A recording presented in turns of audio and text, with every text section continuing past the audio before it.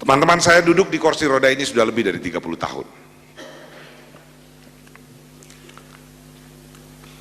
Umur saya masih 17 tahun waktu itu. Ketika dokter kemudian memvonis saya punya kanker kelenjar getah bening yang tumbuh di tulang belakang saya. Kami bawa ke dokter, ke orang pinter, nggak tahu lah berapa itu IQ-nya orang. Tapi ternyata Allah pengennya bikin saya nggak bisa jalan. Jadi pada satu sore sesudah berbulan-bulan saya nggak sekolah, ibu saya manggil saya, "Nak, ayo kita sholat asar. Kamu jadi imam." Saya bilang sama ibu saya, "Ma, aku jalannya udah goyang ini." Lalu dia bilang, "Nggak apa-apa, ayolah jadilah imam." Jadilah saya imam sholat asar itu. Ketika saya ruku di rakaat kedua, saya jatuh. Dan itu adalah hari terakhir saya bisa berdiri, saya bisa berjalan. Ketika kejadian itu terjadi, saya merasa dunia gelap. Saya marah pada Tuhan, saya marah pada semua hal, saya frustrasi luar biasa. Saya mengurung diri di kamar berhari-hari, gak mau ketemu orang. Sehingga akhirnya ayah saya dobrak pintu kamar itu. Kemudian ayah saya buka jendela, dia duduk di sebelah dipan saya dan bilang, "Nak, ayah hanya ingin menyampaikan satu hal, papa hanya ingin menyampaikan satu hal. Hidup ini pilihan. Kalau kau mau milih nggak mau ngapa-ngapain, tidur aja di sini, ya nggak apa-apa. Kami sebagai orang tua paling cuma bisa mendukungmu.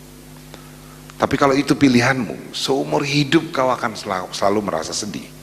Karena kau akan selalu bandingkan hidup kau dengan orang lain. Dan setiap kali kau lihat orang lain mampu melakukan sesuatu yang dulu kau mampu lakukan, kau akan sedih. Ada pilihan kedua, Nak. Itu seperti mendorong mobil di jalanan yang terjal. Gak boleh berhenti. Karena kalau berhenti mobilnya turun lagi. Harus terus didorong. Kalau kau capek nggak apa-apa, pelan tapi tetap dorong. Jangan berhenti.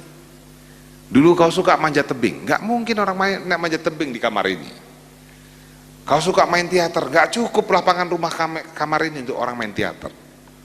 Kau suka nangkap kupu-kupu, nggak masuk kupu-kupu itu banyak-banyak ke kamar ini untuk ditangkap. Sudah, habis itu beliau pergi ke kantor. 10 menit sesudah itu saya keluar dari kamar. Saya bilang pada ibu saya, "Ma, saya mau sekolah, tolong panggilkan taksi." Sejak hari itu saya dorong mobil saya. Susahnya setengah mati, teman-teman. Tapi kalau saya nggak berani dorong itu, nggak sampai saya di sini. Nggak mungkin saya bisa lihat lagi kampung saya di Payakumbuh itu.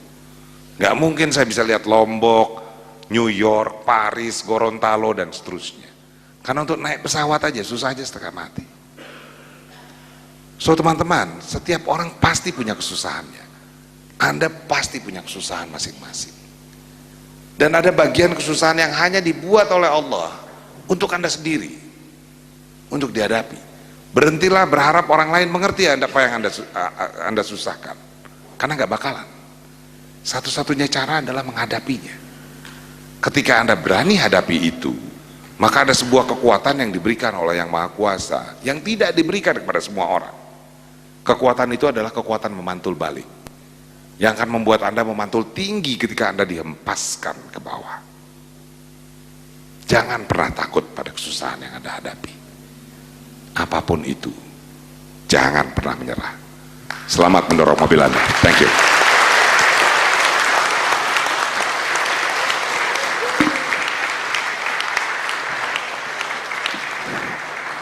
Baik, terima kasih Pak Ardi.